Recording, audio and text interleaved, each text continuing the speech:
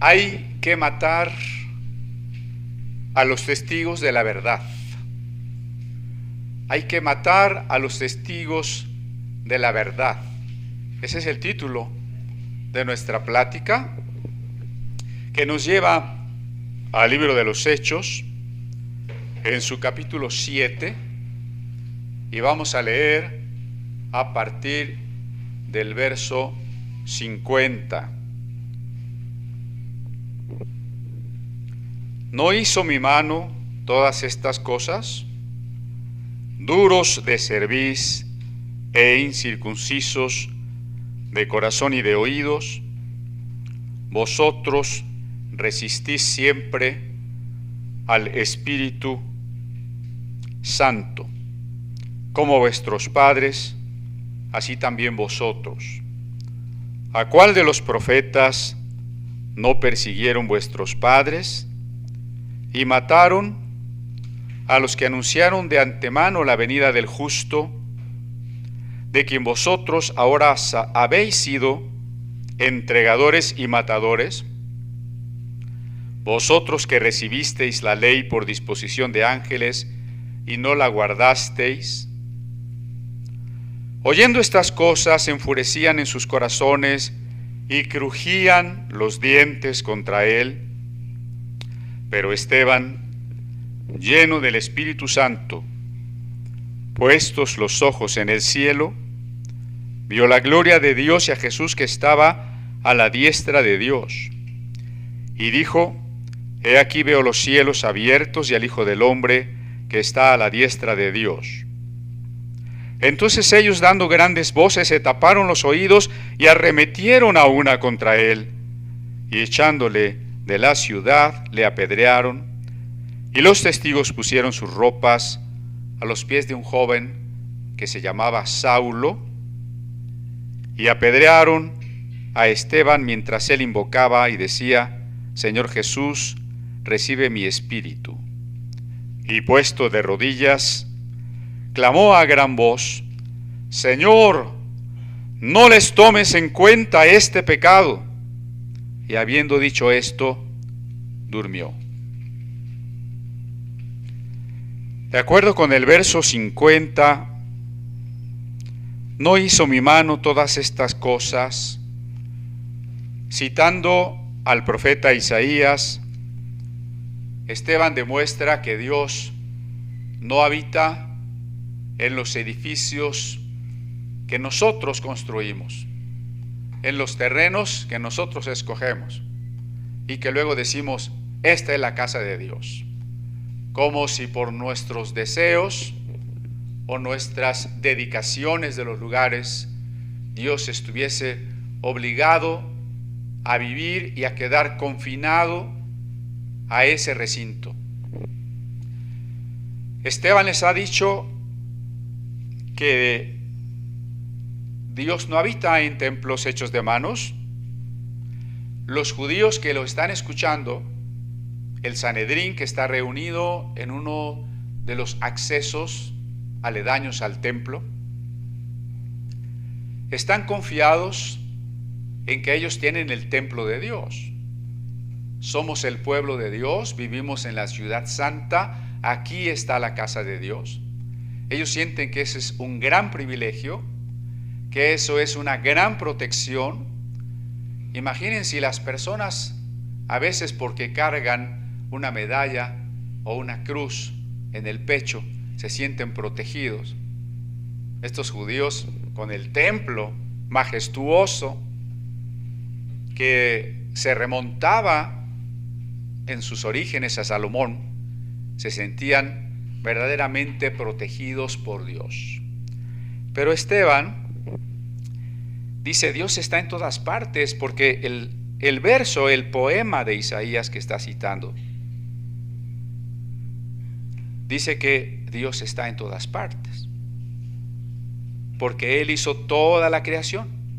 No hizo mi mano todas estas cosas, significa que Él está presente en todo lo que hizo, y más que todo lo que hizo, está presente en Dios. Todo el universo está dentro de Dios. Ya no imagine a Dios llenando el universo solamente. El universo mismo está en Dios. Si no estuviera en Dios, no tendría posibilidad de existir. Pero además, fíjense la contradicción. Estos judíos se precian de tener la casa de Dios con ellos, pero ellos están lejos de Dios. Qué cosas tan contradictorias que también suceden en nuestro tiempo. ¿Cuántas personas podrán estar sumamente confiadas de estar en la religión verdadera, de ir al templo verdadero, de cumplir con el culto, el rito, la misa, lo que sea? Y lo extraño es que estando en el templo, están en el templo, veneran el templo, defienden el templo, pero están lejos de Dios. ¿Por qué? Necesitamos revisar nuestro corazón, porque inmediatamente les dice en el verso 51, duros de cerviz. Recuerde que la cerviz con Z es el cuello, la nuca, la parte posterior del cuello. En Éxodo, capítulo 32, cuando todavía el pueblo está en el desierto, Dios está tratando con Moisés. Éxodo 32, se dice lo siguiente: dijo más Jehová a Moisés: yo he visto a este pueblo, que por cierto es pueblo de dura cerviz. ¿Quién lo está diciendo? Dios. Queridos hermanos y amigos, algunos, no ustedes, algunos tan seducidos de lo judío, tan judaizantes. ¿Qué dice aquí? Dios lo está diciendo desde la época de la peregrinación de los hebreos. Le dice Dios a Moisés: yo he visto a este pueblo, que por cierto es pueblo de dura cerviz. Ahora pues déjame que se encienda mi ira en ellos y los consuma. Dios, con toda justicia, está viendo a estas personas, y si solo actuara en su justicia sin un mediador, que en este caso es Moisés representando a Cristo, hubiera destruido al pueblo de Israel, ¿no? Entonces, ¿qué quiere decir un pueblo de dura cerviz? Que no se humilla, que no baja la cabeza. Aquí el gesto corporal es significativo, ¿no? Y yo estoy así, sin agachar la cabeza, como caminan los políticos y los actores. Creo que hasta tacones se ponen. A ver, ¿quién es más grande? ¿Quién es más importante? ¿No? Es signo de soberbia. Si yo reconociera mis pecados, si reconociera mis errores, inclinaría la cabeza. Signo de humildad. Si algo caracteriza, entre las tristes características que tiene nuestro tiempo, es la soberbia, es no querer reconocer que estamos mal. ¿Usted cree que para la mayoría de la gente sería fácil reconocer que está mal? Toda la gente cree que está bien, y si tratamos de hacerle ver algún error, no lo va a aceptar, de inmediato se va a defender, va a argumentar, nos va a ofender. Esa es la cerviz endurecida. Y también, de manera todavía un tanto poética, continúa Esteban a la manera del profeta Isaías, y dice también corazón incircunciso, allí en el verso 51. Duros de cerviz e incircuncisos de corazón y de oídos. No se pueden convertir porque su corazón está incircunciso. ¿Qué dice Proverbios 29:1? Perdóneme que lo lleve a varios textos, pero lo que Esteban está diciendo no es una acusación nueva. Él se está fundamentando en la ley y los profetas. El hombre que reprendido endurece la cerviz, de repente será quebrantado y no habrá para él medicina. Les digo que a las personas, a la mayoría no les gusta, bueno, ¿a quién le gusta? A nosotros tampoco, que nos digan nuestros errores. Pues no nos gusta, pero podríamos tener la disposición de escuchar, de reconocer y de corregir. Pero cuando no tenemos esa disposición, se nos aplica este versículo. El hombre que es reprendido endurece la cerviz. Si Dios ya te habló, si alguna persona ya te hizo notar el error, el pecado, la falsedad de lo que estás argumentando, ahora con todas estas discusiones en torno a la educación, me he encontrado más que en otros periodos de mi vida con la gente necia, que no quiere reconocer su error.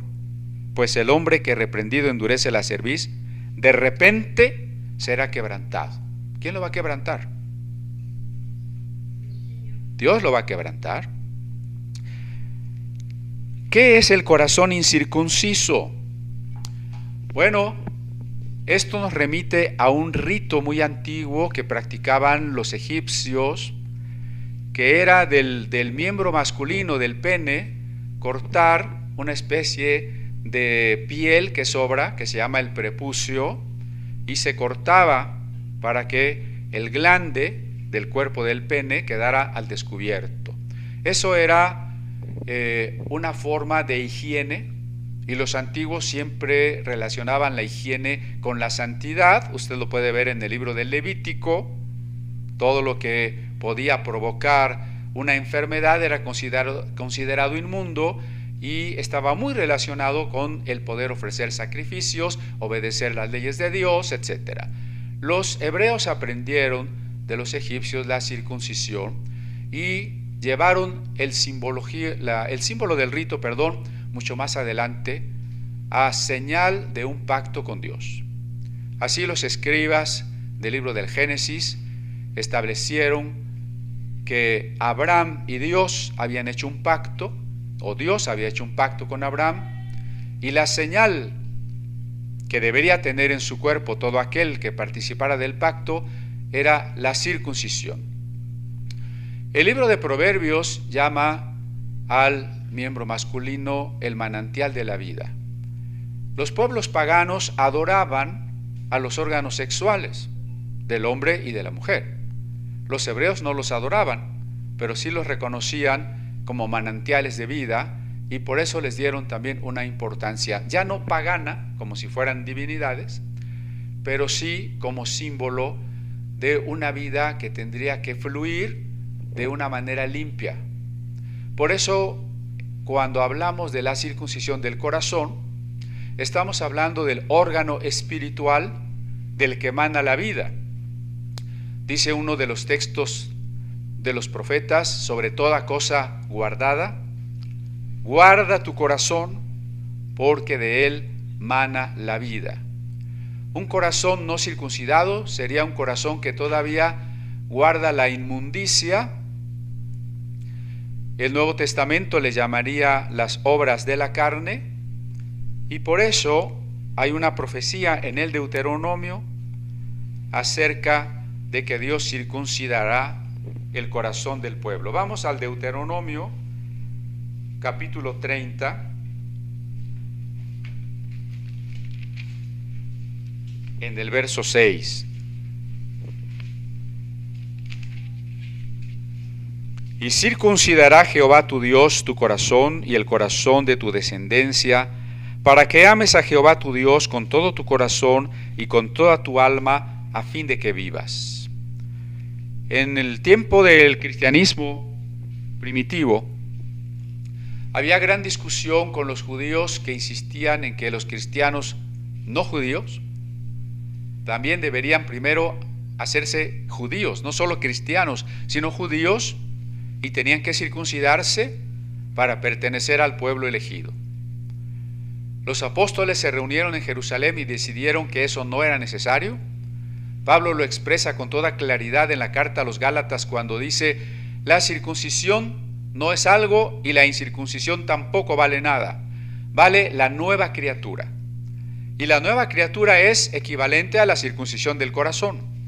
La circuncisión del cuerpo ya no tiene ninguna importancia. Si alguien hoy se precia de ser judío, muchos ni siquiera lo son, pero se creen judíos, Pablo diría, yo estimo todo eso como basura. ¿Se acuerdan? Cuando dice, yo soy fariseo de fariseos, de la tribu de Benjamín, circuncidado al 8º día, etcétera, etcétera, y todo eso para mí ahora es inútil. Todo eso es basura, porque lo importante es la nueva criatura, no la circuncisión ni la incircuncisión, sino la nueva criatura. Y por eso en el Deuteronomio, cuando se está reiterando el aspecto espiritual esencial de la ley, no se vuelve a decir todo lo que está en los primeros 4 libros, sino en este libro del Deuteronomio, que pertenece a la época de la reforma de Josías, se subraya lo espiritual. ¿Y qué es lo espiritual? Que es Dios quien circuncidará nuestro corazón. También el profeta Jeremías, que vive en la época de la reforma de Josías, esto es muy importante, en Jeremías 4:4, vamos a ver el pensamiento que hay concorde entre los escritores del Deuteronomio y Jeremías.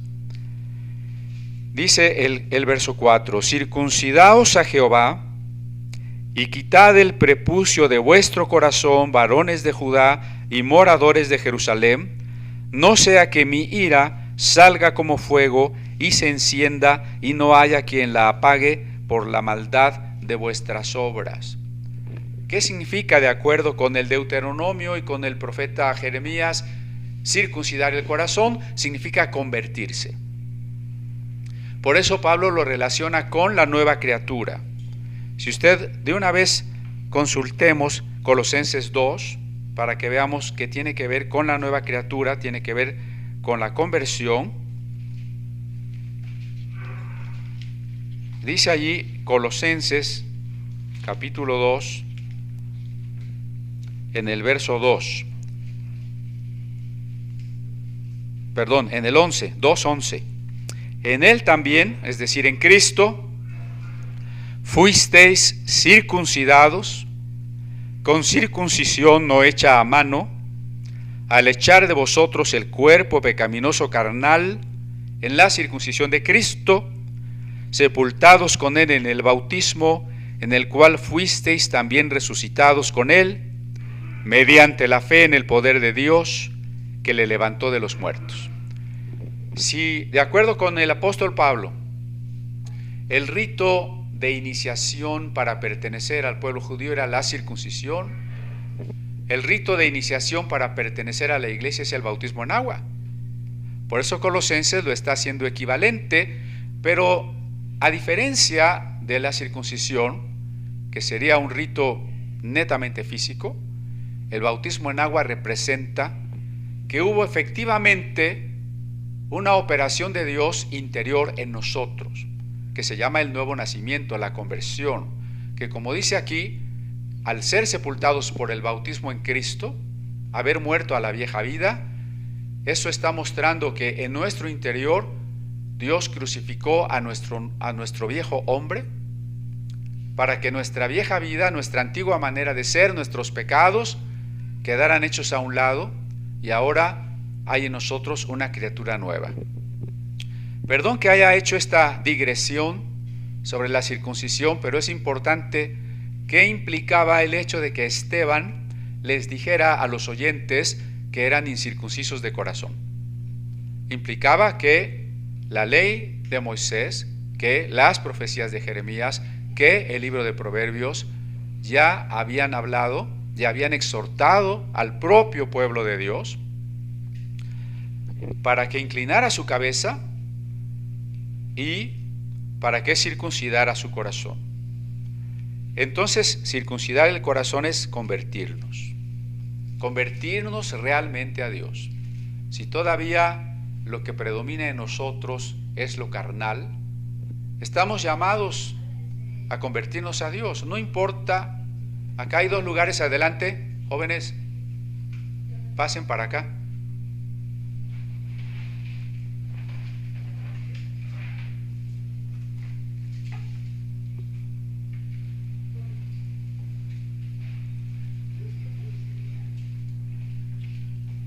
No están castigados, ¿eh?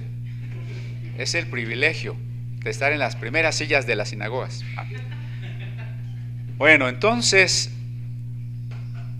circuncidar el corazón es que realmente doblemos la cabeza, que realmente nos entreguemos a Cristo, que realmente muramos a la vieja vida. Eso es circuncidar el corazón. Eso es doblar la cabeza, porque ser cristiano es invocar a Jesús como el Señor. Yo no puedo decirle a Jesús, tú eres el Señor, tú eres el dueño, pero yo hago lo que quiero, con la cabeza en alto. Decir que Jesús es el Señor, decirlo de corazón, es bajar la cabeza, ¿no? Gracias. Inclinar la cabeza. ¿Estamos de acuerdo? Muy bien. En el verso 52 continúa Esteban.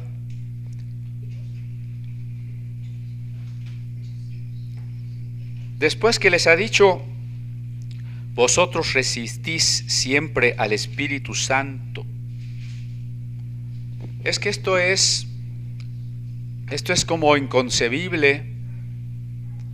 ¿Cómo es que los líderes que enseñan la ley, los que se sienten los más santos del pueblo, los encargados de la vida religiosa de la comunidad, resulta que están oponiéndose, rechazando al Espíritu Santo? Esto no sucedió solo en la antigüedad. Cuando yo hablo de que la gente no quiere reconocer sus errores, sucede esto en el mundo, pero también sucede dentro de las iglesias. Si usted supiera cómo en la mayoría de las iglesias hablar del Espíritu Santo es algo que les causa cierta molestia, que no quisieran escuchar, que desechan diciendo, ¿son pentecostales? Como si el Espíritu Santo perteneciera a una denominación. Esto que está diciendo Esteban de los judíos de su tiempo es una realidad de muchos cristianos de este tiempo. Resisten al Espíritu Santo. ¿Saben la Biblia? Sí. ¿Son líderes de la comunidad? ¿Son maestros de la Biblia como todos los que están oyendo a Esteban? Sí. Pero resisten al Espíritu Santo. Así que esto tiene que hacernos reflexionar profundamente si no estamos nosotros en una actitud semejante. Siempre estar alerta, ¿no? No vaya a ser que en cierto momento de nuestra vida nos encontremos resistiendo al Espíritu Santo. La actitud de inclinar la cabeza y de mantener el corazón limpio y abierto hacia Dios debe ser constante. El mismo hecho de la palabra arrepentirse implica un tiempo de algo que se hace de manera constante, ¿no? No solo me arrepentí, me estoy arrepintiendo, vivo en arrepentimiento. Ustedes han resistido al Espíritu Santo. ¿Y qué significa eso? No reconocer los errores. Para empezar, significa no reconocer los errores. ¿Qué hace el Espíritu Santo en nosotros? Estamos acostumbrados, creo, a ese español elegante de Casiodoro de Reina, ¿no? Nos redarguye. Es palabra dominguera, ¿no? El Espíritu Santo nos redarguye de pecado, o sea, nos hace reconocer y estar incómodos porque hemos pecado, porque hemos albergado en nuestro corazón una actitud pecaminosa y ahí está. Eso es lo primero que hace el Espíritu Santo. Por eso cuando digo que estemos atentos, no vaya a ser que de repente estamos resistiendo al Espíritu. Yo creo que ninguno de nosotros podría decir, yo no tengo ninguna actitud que corregir. Pasó toda la semana, pasó todo el mes y yo no he cometido ningún pecado. ¿Alguien podría decir eso? Ojalá que no.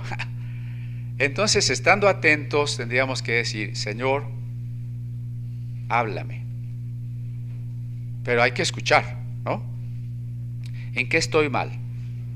No solo qué acciones, hasta cierto punto las acciones son más fáciles de reconocer, pero las actitudes, esas que se quedan allí un día, 2 días, una semana, un mes, ahí están, que no agradan a Dios. No son tan fáciles de ver, de reconocer, y piénselo de esta manera. Las actitudes equivocadas usted las puede ver en el vecino, ¿no es cierto? En el de al lado. Eso es bien fácil. Lo terrible es que el vecino no se da cuenta.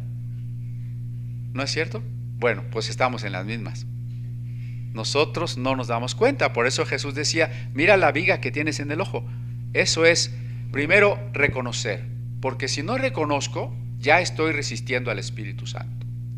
Otra manera de resistir al Espíritu Santo es que alguien me hable con la palabra de Dios, me hable con la verdad, con la razón, con argumentos, y yo no quiera escuchar. Que yo simplemente prefiera anteponer mis emociones y mis sentimientos sin razonar. Que yo quiera aferrarme a suponer que quien tiene la verdad soy yo. O que yo acuse al otro. Porque hay veces que hablamos con una persona, oye, por ejemplo, ¿no? No seas tan enojón. Ah, ¿tú eres más enojón? Bueno, como tú eres más, ¿qué es una competencia o qué? Reconozcamos. ¿Para qué acusar al otro? ¿Para qué decir tú también? O tú empezaste, o tú primero, o tú más. Escojamos escuchar la voz del Espíritu Santo en nuestro corazón y también cuando nos habla a través de otros, para corregir nuestra vida sustancialmente.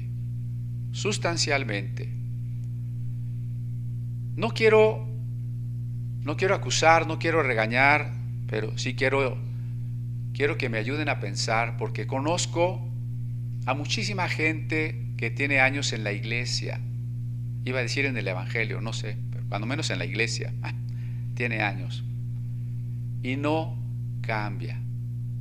¿Cuántos de ustedes, no digo que no hayan cambiado eso, la pregunta no va por ahí, cuántos de ustedes tienen más de 10 años de ser cristianos? Muy bien, gracias. ¿Cuántos de ustedes conocen a alguien que tiene ese mismo tiempo o más y no ha cambiado? Sigue siendo igual de chismoso y todo lo demás. ¿Cuántos conocen a alguien? Ay, no conocen a nadie. Todos conocemos gente de mucho tiempo en la iglesia que no ha cambiado, ¿no? Eso es resistir al Espíritu Santo. Necesitamos un cambio radical. Necesitamos circuncidar el corazón, una entrega. Ustedes resisten al Espíritu Santo, y la tercera manera de resistir al Espíritu Santo es rechazar, perseguir, atacar e incluso matar al que nos reprende. Por eso decía los discípulos a Jesús: ¿por qué el Espíritu Santo no se lo vas a dar al mundo? Porque el mundo no me conoce. Primero el Espíritu tiene que redarguirlos de pecado. Estoy hablando en Juan, la última cena. El mundo necesita ser redarguido, necesita ser convencido para que reconozca su pecado. Pero la mayoría de la gente del mundo no quiere reconocer su pecado. Porque la cosa más incómoda que alguien nos puede decir es: estás mal. Eso es lo más incómodo que alguien nos puede decir. Nos molesta, ¿no es cierto? Ahora, bueno, a veces con razón o sin razón, nos lo pueden decir a veces sin razón. Ahora que hay redes sociales, una de las cosas que más hacen sufrir a los jóvenes es que alguien empiece a molestarlos por las redes sociales, a ofenderlos o a evidenciarlos, ¿no es cierto? ¿Por qué? Porque nos duele, pero también nos duele que nos digan que estamos mal. Aceptémoslo. Si la persona no tiene razón, bueno, ya revisamos nuestro corazón, pero si la tiene, hay que aceptar, ¿no? Entonces por eso les dice, ¿a cuál de los profetas no mataron vuestros padres? ¿Por qué los habrán matado? Porque una palabra que resume la predicación verdaderamente profética es la palabra arrepiéntanse. Arrepiéntanse. En una iglesia donde se está insistiendo, hermanos, dejen de hacer lo malo, cambien de vida, dense la media vuelta hacia Dios, no va a haber mucha gente. La gente que está en el mundo, si nosotros vamos a hablarle de sus mismos discursos, esos que allá están en boga, es que yo vengo para decirte que soy un teólogo de la decolonización, de la inclusión, no, bienvenido, wow, aplausos para el teólogo. Pero si yo voy allá y les digo arrepiéntanse, no me van a recibir. ¿Me explico? Arrepiéntanse es el verdadero mensaje profético. ¿Alguno de ustedes ha visto a los famosos profetas del canal Enlace? ¿Cuántas veces dicen arrepiéntete? Nunca hablan de arrepentimiento, solo hablan de soluciones, solo hablan de dinero, solo hablan de milagros, pero no dicen arrepiéntete. La verdadera predicación profética es arrepiéntete. Y por eso a todos los profetas ya los habían matado. También había dicho lo mismo Jesús, desde Abel hasta Zacarías. Ahora no solo mataron a los profetas, mataron al justo, porque dice, sigue el 51, a los que anunciaron de antemano la venida del justo, de quien vosotros ahora habéis sido entregadores y matadores. Claro que tiene que molestarle esto a los judíos que están oyendo, porque les está diciendo, ustedes tienen el templo pero están lejos de Dios. Ustedes enseñan la ley y los profetas, pero no cumplen la ley porque no se circuncidan del corazón. Ustedes enseñan los profetas, pero los profetas anunciaron a Cristo, y los padres de ustedes mataron a esos profetas, y ahora peor, ustedes están matando a aquel que los profetas anunciaban. No se está deteniendo Esteban en un discurso amigable, aparentemente, ya veremos que su actitud sí es amorosa, pero su discurso no parece amigable. Cuando Esteban profiere estas palabras, sabe que lo van a matar. Se requiere valor para ser un testigo de Cristo. Recuerde que la palabra testigo en griego se dice mártir, y que ¿por qué se convirtió sinónimo la palabra mártir del que muere en la fe? Porque los testigos fueron testigos a costa de su propia vida, testificaron con valor. Esteban está hablando en el lugar que Dios le está diciendo que hable. No es que Esteban es un imprudente. No vayamos a confundir la imprudencia y la temeridad con el valor de hacer lo que Dios quiere que hagamos. Si yo me voy a una peregrinación de la Santa Muerte a decirles cosas contra la Santa Muerte, me van a matar. El problema habría que preguntarse, ¿Dios me mandó? ¿O yo me fui porque soy muy temerario y muy imprudente? Hay que ser cuidadosos. No estoy diciendo que ofendamos a la gente. Siempre tenemos que revisar nuestro corazón antes de hablar para ver si lo que voy a decir está producido por el amor. Pueden ser palabras duras, como las de Juan el Bautista, generación de víboras. Pueden ser duras como las de Cristo, sepulcros blanqueados. Duras como las de Esteban, incircuncisos de corazón. Pero lo que yo debo estar seguro es que nacieron del amor por esas personas y que el Espíritu Santo me mandó a ese lugar en esas circunstancias. De lo contrario, no tengo que hacer eso. Porque además hay una manera de dirigirse a las personas y otra manera de dirigirse a los que dirigen a las personas. A las personas Jesús nunca las reprendió de esa manera, ni Esteban. ¿A quién están reprendiendo los ejemplos que di? Juan el Bautista, Jesús, Esteban. A los que se constituyen maestros de los demás, porque ellos tienen una mayor responsabilidad, su necedad es mayor. No voy a ir a atacar a la gente, ¿no? Cuando tenía yo esa oportunidad o he tenido, por diferentes razones, la oportunidad de platicar, por ejemplo, en parroquias católicas acerca de Dios. Y algún hermano evangélico se entera y dice, ¿y les hablaste contra los ídolos? A ver, calma, calma.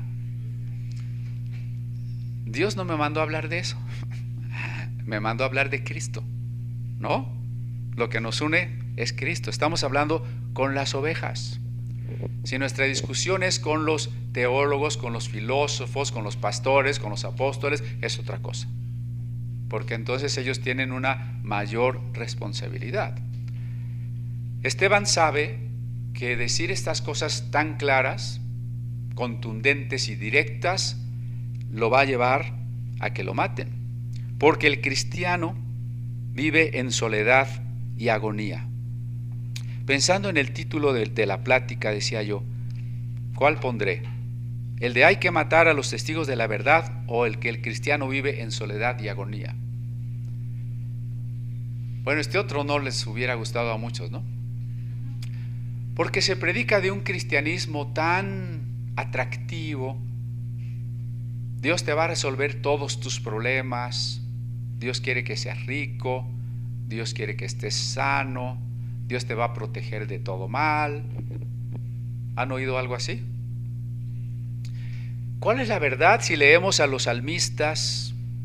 Si leemos de los profetas, si leemos la vida de los apóstoles o esta vida de Esteban. ¿A qué reflexión viene en nuestra mente si junto con Kierkegaard leemos de la angustia de Abraham? Pues que la vida del cristiano es soledad y angustia.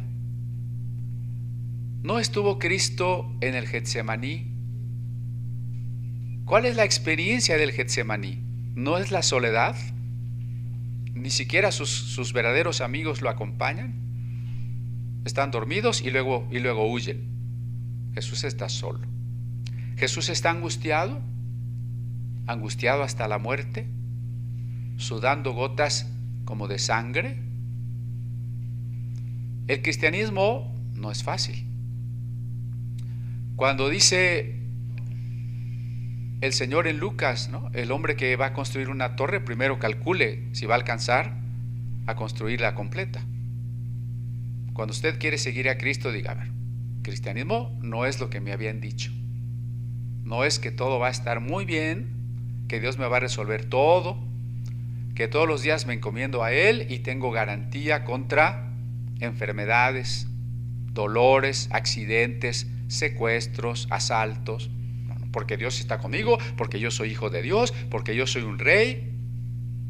El cristianismo es lo contrario. El cristianismo es llevar la cruz de Cristo, es negarnos a nosotros mismos, es aceptar la soledad frente al mundo que no quiere a Dios.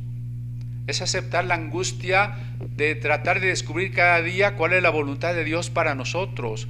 Es aceptar el dolor de la ciencia. ¿A qué me refiero con eso? ¿Se acuerda cuando Eclesiastés dice, el que añade ciencia añade dolor? No estaba hablando de la aritmética, ¿no? Aprenderse las tablas de multiplicar. Qué dolor, ¿verdad? Está diciendo que el que sepa más de Dios sufrirá más al ver el mundo como está, al ver al pueblo de Dios como está. Y entre más usted sabe de Dios, entre más usted estudia la Escritura, entre más lee libros serios de teólogos profundos, ¿no es cierto que más sufre de ver la condición de la iglesia, la condición del mundo, la condición de la mentira que predomina en el pensamiento de nuestro tiempo? ¿Sufre o no sufre? Si usted no sufre, póngase a estudiar otro poquito. El que añade ciencia añade dolor, porque la vida del cristiano es así. la aflicción de Lot a las puertas de Sodoma. El cristiano es la aflicción de Noé antes del diluvio, la aflicción de Jeremías antes de la destrucción de Jerusalén, la aflicción de Cristo llorando por la ciudad de Jerusalén, la aflicción de Pablo, como dice, todos los días me aflijo por todas las iglesias. El cristianismo no es una cosita sencilla, una vida burguesa. El cristianismo es compromiso, como digo, soledad y agonía. Dice el verso 53, vosotros que recibisteis la ley por disposición de ángeles y no la guardasteis. Insiste Esteban en la gran contradicción. Ustedes dicen, soy hijo de Abraham, yo soy defensor de la ley de Moisés. Tú eres un blasfemo contra la ley de Moisés. Quieres defender la ley de Moisés, pero no guardas la ley de Moisés. Defiendes el templo de Dios, pero no guardas la ley. Te precias de ser el pueblo escogido. Todo eso que estoy diciendo está en Romanos capítulo 3. Pablo precisamente le dice, tú que eres judío y que te precias de ser maestro de niños, de ser doctor de la ley. ¿Recuerda todo lo que dice Pablo hoy? Esta es la gran contradicción. Tienen la ley, de acuerdo con la tradición, la recibieron por medio de los ángeles, y aún así no la cumplieron. El judaísmo ha ido idolatrando la ley de Moisés. Ya lo he comentado alguna vez, solo lo recuerdo brevemente. ¿De qué manera? En vez de reconocer que la ley de Moisés va surgiendo a partir del siglo XIII antes de Cristo y se va constituyendo a lo largo de 300, 400 años, que es portadora de los principios divinos, de valores eternos, pero también en la envoltura es un asunto de jurisprudencia cultural de ciertas épocas, de ciertas características. En vez de reconocer eso, el judaísmo tardío y hasta el judaísmo actual dice, la ley es eterna, la ley ya existía antes de la creación del mundo, Dios creó el mundo para la ley, por medio de las letras de la ley Dios creó el mundo, por medio de la ley nos vamos a salvar, y no solo la ley, sino el soporte físico de la ley, que son los rollos, son besados, guardados, se baila con ellos, reverenciados, etc. Se ha idolatrado la ley. Y sin embargo Esteban dice, no la cumplieron. ¿Qué significa que la ley fue dada por medio de ángeles? Vamos a distinguir el ángel de Jehová, de Éxodo 3, de los ángeles posteriores, ¿no? El ángel de Jehová que se aparece en la zarza ardiente es Cristo. Porque en ese episodio todavía no se está dando la ley. En ese episodio solamente Dios se está revelando como el Dios de Abraham, Dios de Isaac, Dios de Jacob. Yo soy el que soy. Y por tanto, quien tiene que revelarse, quien tiene que revelar al Padre, quien tiene que ser el mediador con los hombres es Cristo. Por eso en Éxodo 3 se habla claramente del ángel de Jehová, y el ángel de Jehová incluso utiliza verbos en primera persona diciendo yo soy el Dios de Abraham, de Isaac y de Jacob.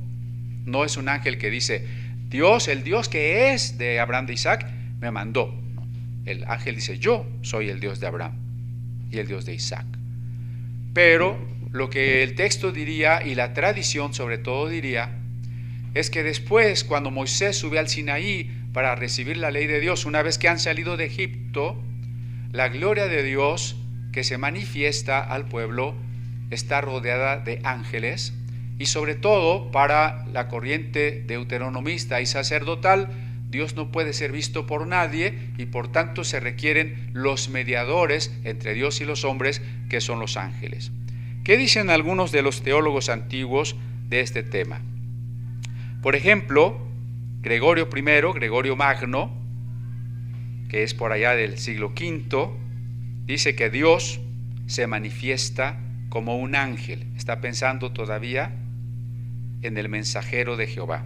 Pero Dionisio el Areopagita, que escribe el libro que se llama De las jerarquías celestes, dice que las cosas divinas se comunican por medio de ángeles. Las cosas divinas son tan grandiosas que no las comunica Dios directamente a los seres humanos, sino por medio de ángeles. Y está pensando en el Apocalipsis, donde dice la revelación de Jesucristo que Dios le dio por medio de su ángel.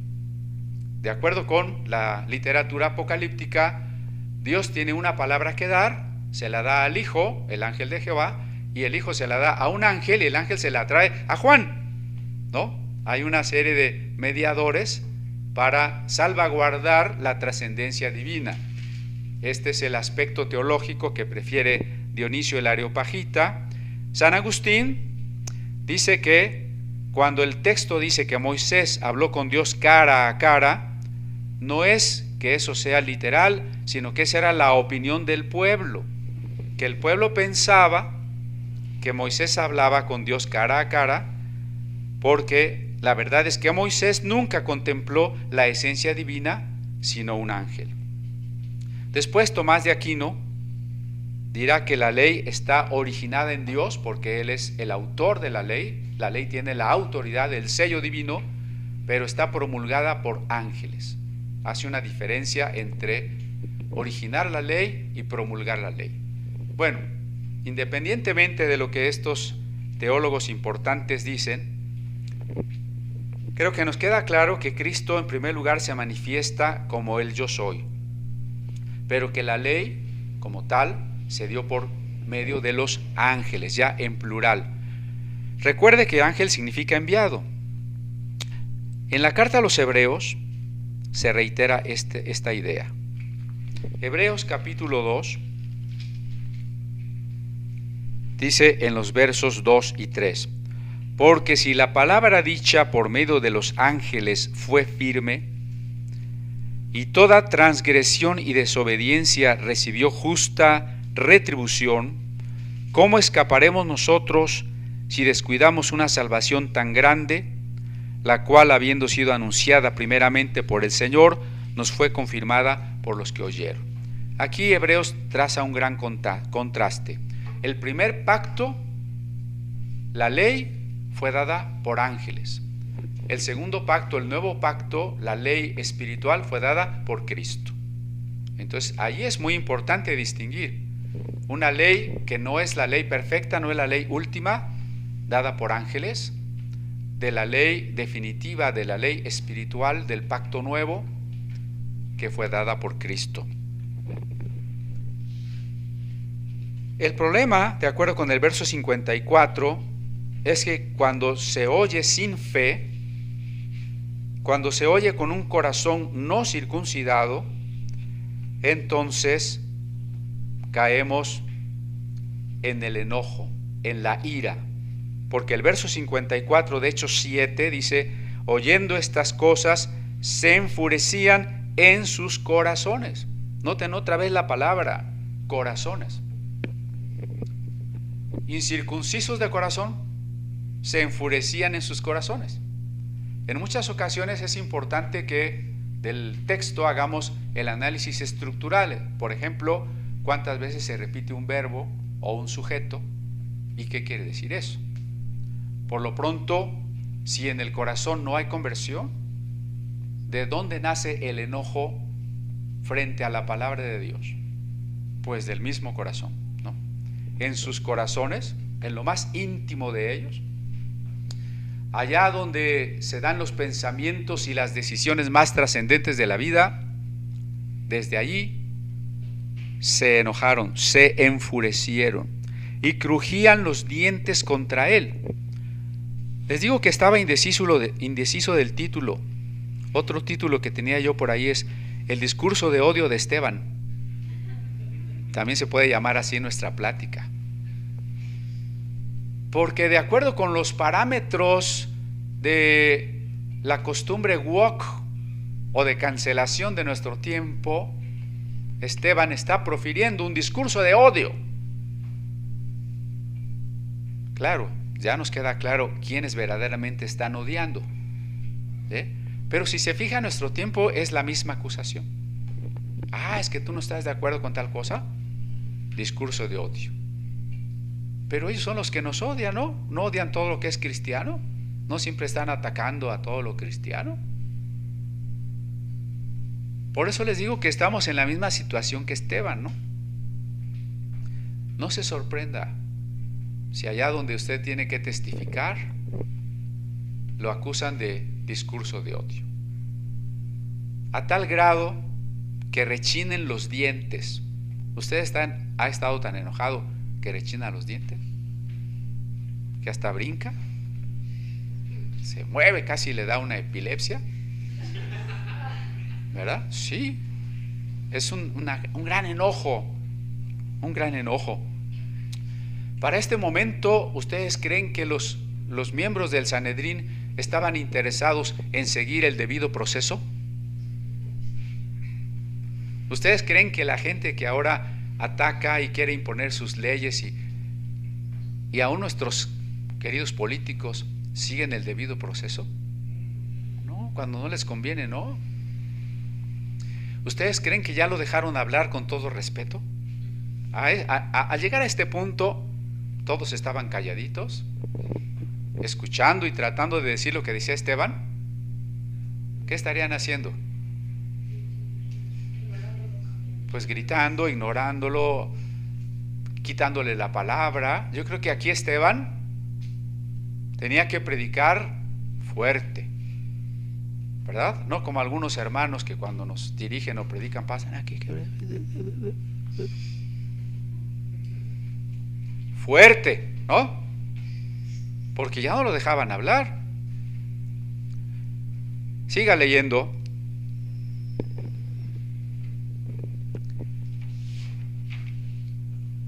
Crujían los dientes, verso 55. Pero Esteban, lleno del Espíritu Santo, caray. Fíjese, el equilibrio es muy importante. Lucas es el autor de Hechos y ya habíamos dicho desde la lectura del Evangelio que pone un gran énfasis en el Espíritu Santo. Lucas es un autor del Espíritu Santo.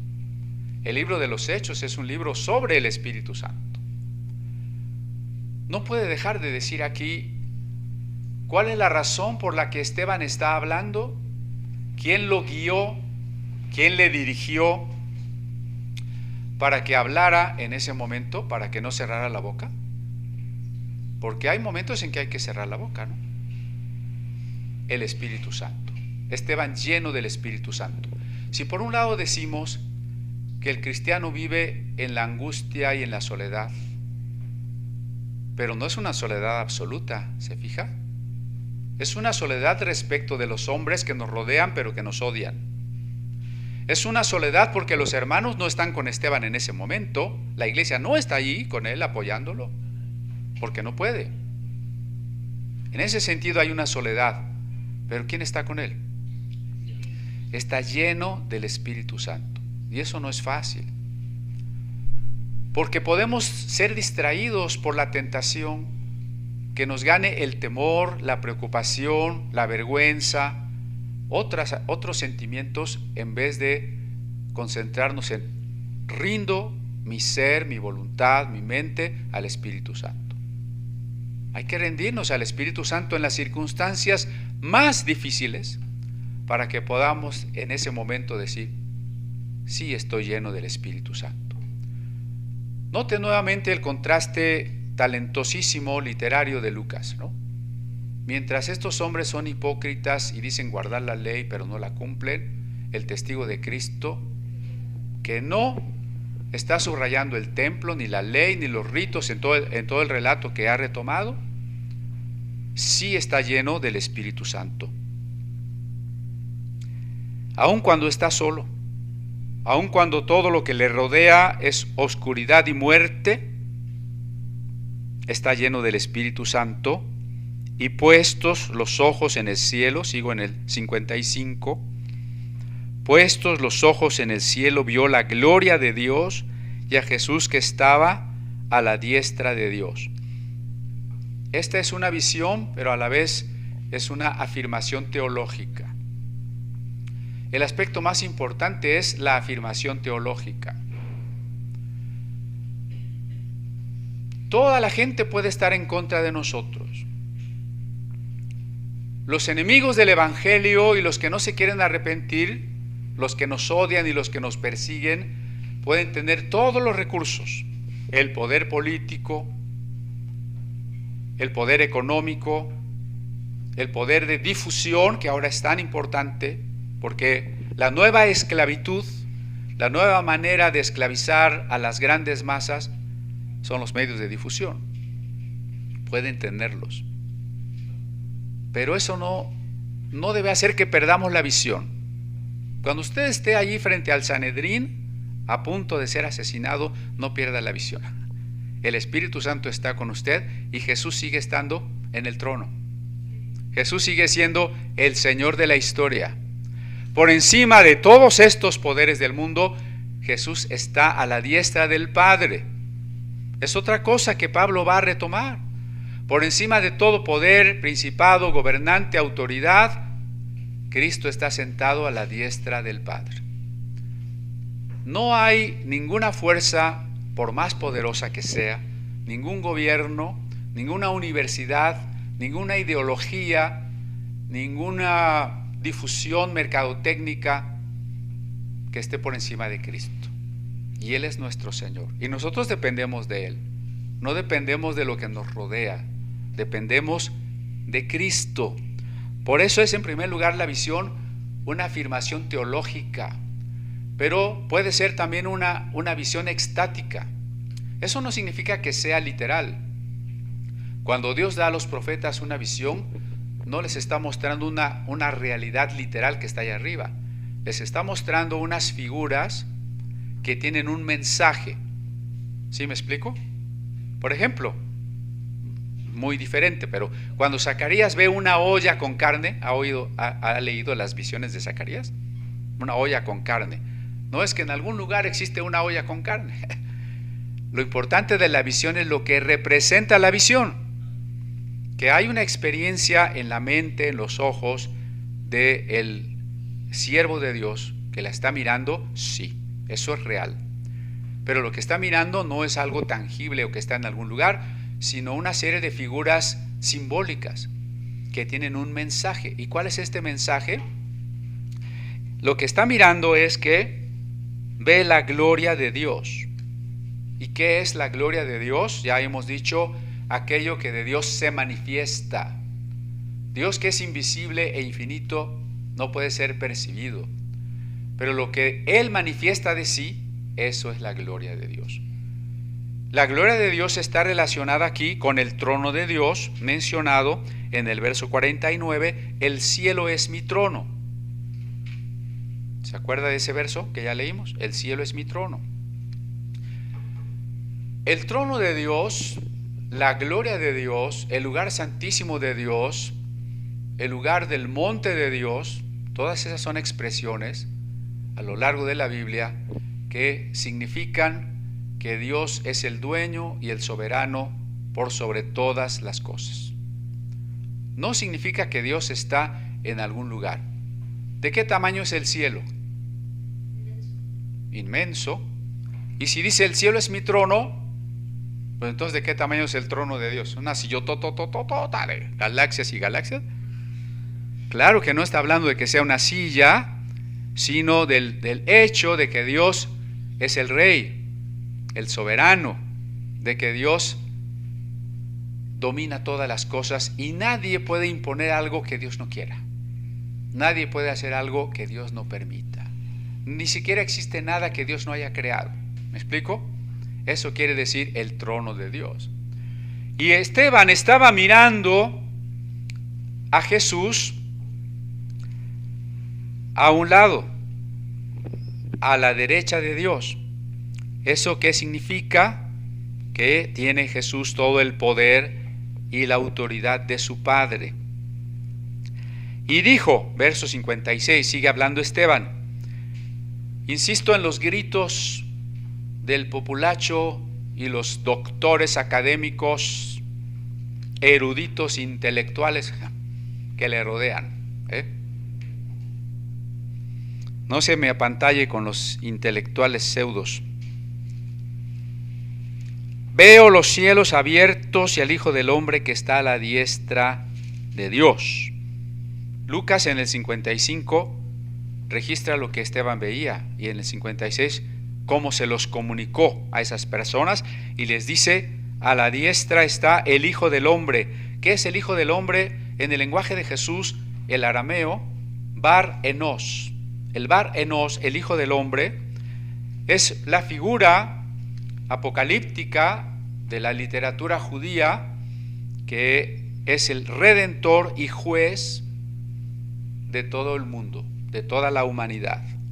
Vamos a ver solamente un pasaje de una apocalíptica canónica, para que no se me escandalice con otros libros judíos de la época. El libro de Daniel, en su capítulo 7,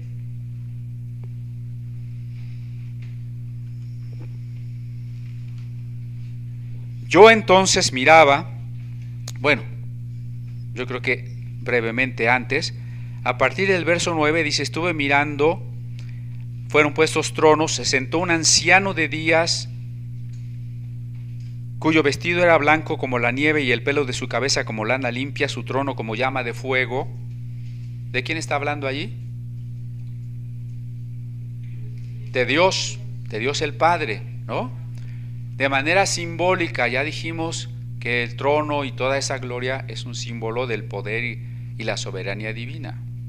Pero en una visión se tienen que mirar los símbolos, si no, no es visión. Pero los símbolos no son literales, son mensajes, ¿de acuerdo? Entonces, él está viendo a alguien sentado en un trono, que es un anciano que representa eternidad, su cabello es blanco. Y entonces en el 11,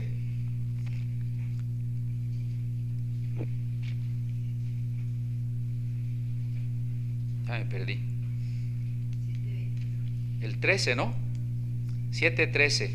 Miraba yo en la visión de la noche, y he aquí con las nubes del cielo venía uno como un hijo de hombre, que vino hasta el anciano de días, y le hicieron acercarse delante de él, y le fue dado dominio, gloria y reino, para que todos los pueblos, naciones y lenguas le sirvieran.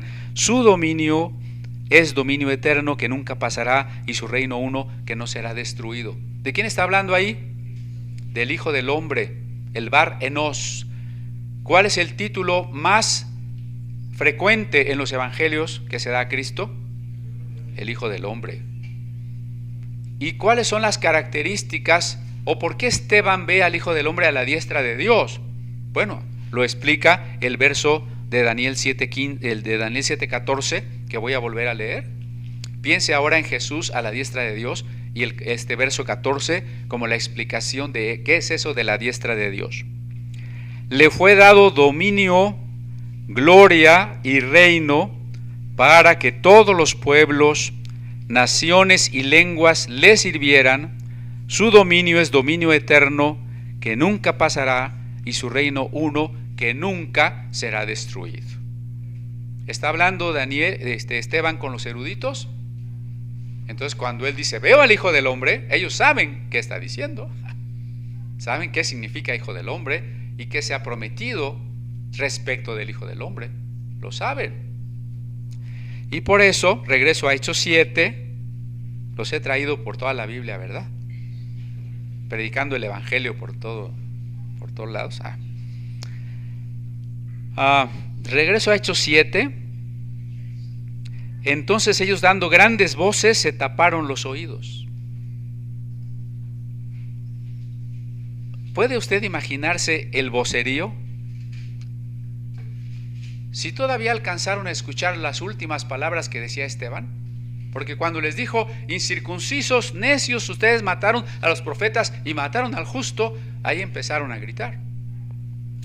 Pero de repente el semblante de Esteban parecía el de un ángel, lo que hizo un pequeño silencio.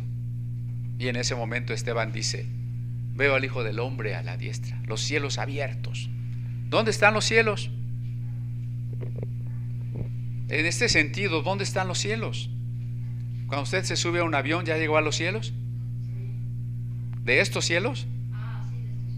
No. ¿Dónde están los cielos? ¿Más allá del sol? ¿En qué galaxias ya estarán los cielos? Los cielos aquí representan la presencia de Dios, la dimensión espiritual. Por tanto, los cielos están aquí, pero nosotros no los percibimos. Pero cuando la Biblia usa la expresión "se abrieron los cielos", entonces quiere decir que se nos permite percibir la dimensión espiritual.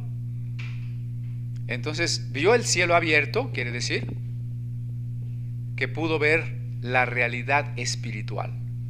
Esteban no podía ver solamente el ataque, los enemigos, la sombra de muerte que le rodea, el temor, la duda, el desánimo que le quieren tentar. No solo ve eso, ahora percibe que Dios está aquí. Cuando decimos que Cristo está a la diestra del Padre, ¿nos referimos por allá o aquí? Cuando Daniel 7:14 dice que le fue dado el dominio sobre todos los reinos, ¿es allá o aquí? Es aquí. Entonces, Cristo a la diestra del Padre, ¿dónde está? Aquí. Porque mucha gente se lo imagina allá. Incluso cuando se predica de la venida de Cristo, dice: no, miren, es que Cristo estaba sentado a la diestra del Padre. Pero ahorita Esteban ya lo ve de pie, y ahorita ya está casi en la puerta, porque ya viene. No, hermano, que Cristo está a la diestra del Padre es aquí, porque es aquí donde Cristo es el Señor. Es aquí donde en la historia, entre los hombres, donde Cristo tiene el poder. Es aquí. ¿Me explico? Entonces los cielos se abrieron, no porque por allá arriba se hizo un hoyo, sino porque aquí Esteban comprendió la realidad espiritual de lo que está sucediendo aquí. ¿Sí me estoy explicando? Entonces la gente, pues con más razón gritó, y yo me los puedo imaginar cuando dijo que Jesús era el Hijo del Hombre y que él lo estaba mirando a la diestra de Dios. ¿Saben qué me imagino que empezaron a gritar? ¡Blasfemia! ¡Blasfemia! Y entonces, no quieren oír blasfemia. Yo no quiero oír las blasfemias. Con el temor de que por el puro oír la blasfemia yo también sea condenado por blasfemo. No quiero oír la blasfemia. ¿Y cómo estaba penada la blasfemia de acuerdo con el libro del Éxodo? Con la muerte.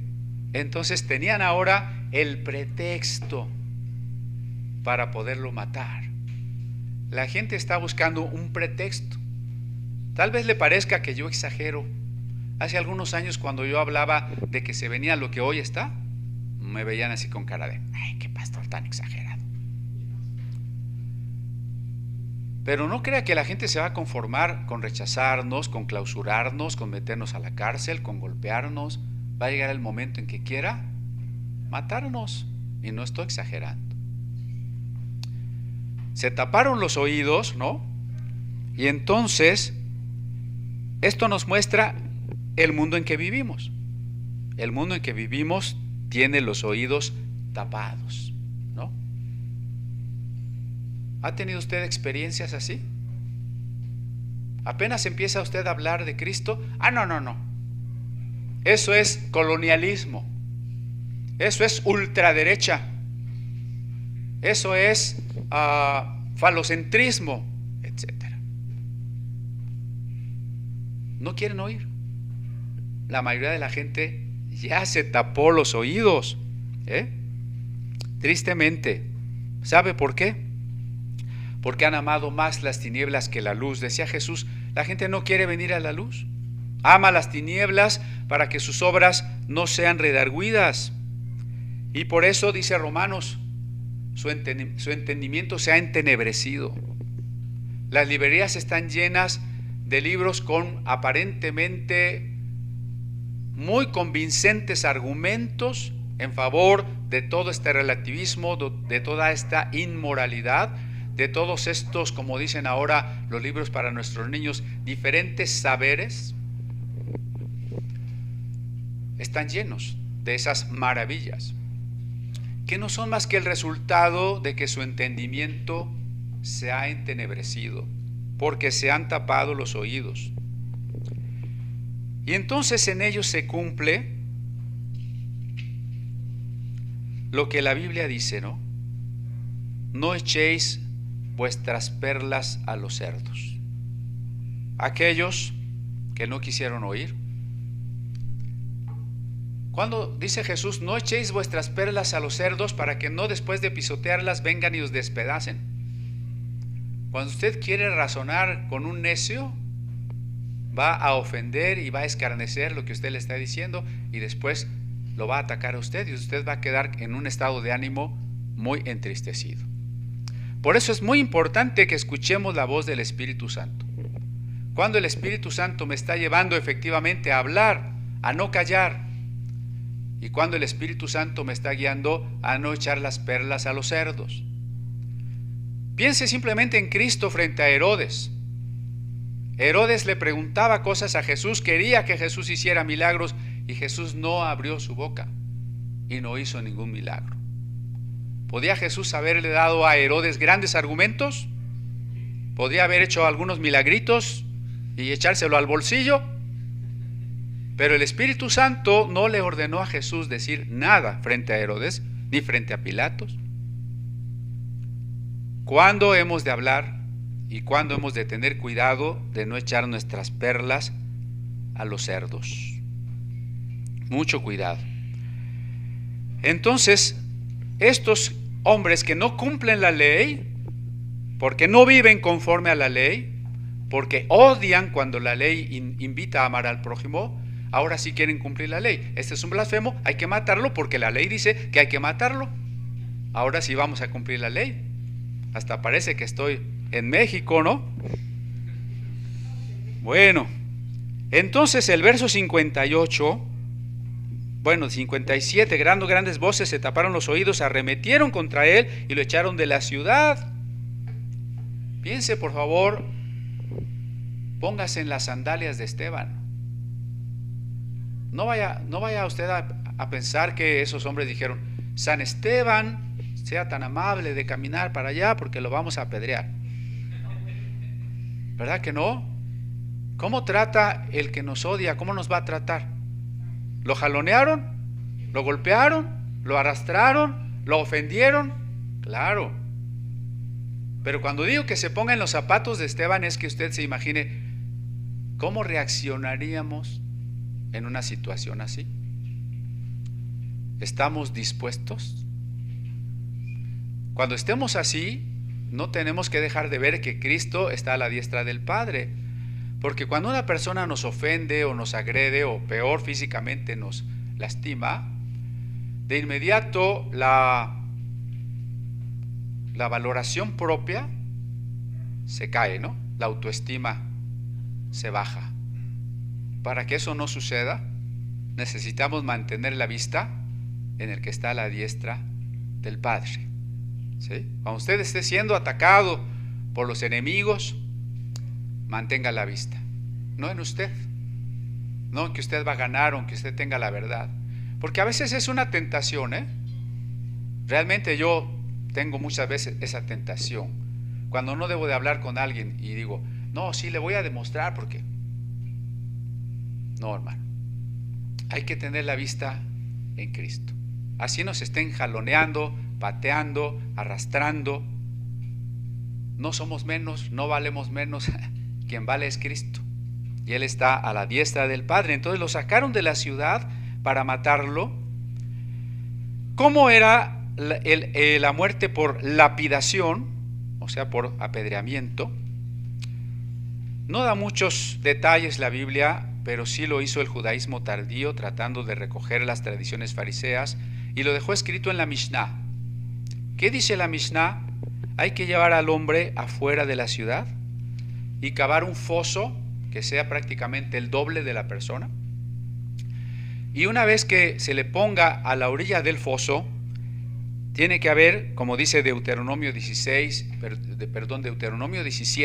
6 y 7, todo negocio consistirá cuando menos en 2 o 3 testigos, porque la justicia se impartía en aquellos tiempos de manera testimonial. jurisprudencial, oral y testimonial. Entonces, por eso tan importante no dar falso testimonio, porque si 2 o 3 testigos decían tal persona es inocente, se consideraba inocente. Si 2 o 3 personas decían es culpable, ya no había nada más que demostrar, era culpable. 2 testigos se necesitaban para la muerte por lapidación. El primer testigo tenía que arrojar al acusado a ese foso, empujándolo de atrás, la parte en medio, para que cayera de bruces, esperando que con la pura caída podría morir. El segundo testigo, si no moría el que caía al foso, el segundo testigo tenía que tomar una piedra grande y ser el primero en arrojar la piedra para dar otra oportunidad de que muriera. Si una vez que los 2 testigos realizaban estos principales actos, el acusado no había muerto, entonces todo el pueblo empezaba a arrojar piedras a la persona. Ahora bien, la muerte por lapidación es una muerte lenta y muy dolorosa. Lo más probable es que no te mueras a la primera pedrada, sino después de muchas pedradas. Entonces, pensemos, ¿cuál es la tentación que está sufriendo Esteban mientras lo jalonean, mientras lo ofenden? La tentación que sufre cuando no lo escuchan, cuando lo arrojan al foso, cuando lo están apedreando. Sigamos. Echándole fuera de la ciudad le apedrearon. Los testigos pusieron sus ropas a los pies de un joven que se llamaba Saulo. Este Saulo que después será Pablo. Apenas es un joven, no es miembro del Sanedrín, no participó activamente como testigo, pero sí consintió en la muerte, porque dijo, sí, a estos 2 testigos que van a hacer las cosas que ya les expliqué, yo les cuido la túnica para que puedan aventar bien la piedra. ¿Sí? Importante que Lucas nos presente este primer encuentro de Saulo tan directo con los cristianos, con el primer mártir cristiano.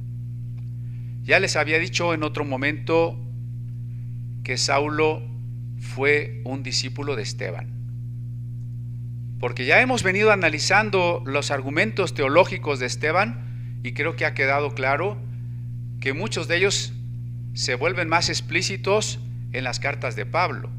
Quiere decir que Pablo aprendió de Esteban, ¿no?